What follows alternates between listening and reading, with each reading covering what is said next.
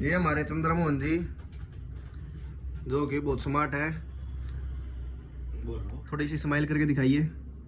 अब आप बताइए युद्ध के बारे में जो हिंदुस्तान और पाकिस्तान के बीच हो रहा है। भाई, हिंदुस्तान और पाकिस्तान के युद्ध के बीच में हम लोगों के यही कह सकते हैं कि हमारी सेना सबसे मजबूत सेना है और वो चाहे तो पाकिस्तान को उड़ा सकते पूरी तरीके से, परंतु वो वहाँ की जो जनता है उसका थोड़ा देखभाल करने की वजह से थोड़ा संतोष कर रही है कि आतंकवादियों को ही उड़ाया जाए। पर मैं ये कहता हूँ कि एक बार जड़ से खत्म करने के लिए काफी हिस्सा उड़ा दिया जाए और पीओके को खासतौर पे अपने देश के लिए वापस लिया जाए। और अभी कर सकते हैं जो काम, वो बहाना तो बहुत आसान भी है क्योंकि वरना अंतर्राष्ट्रीय दबाव बहुत ज्यादा पड़ता है हम लोगों के ऊपर।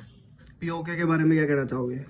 पीओके हमारा है और हमारा ही रहेगा। जो ये पीओके है इसका फुल फॉर्म बताइए, कईयों को नहीं पता। अच्छा, पाक अधिकृत कश्मीर, यानी पाक ने जो हमसे ग्रहण कब्जा करके ग्रहण, अधिकृत उसी को तो बोलते ना, रोक दी थी ना।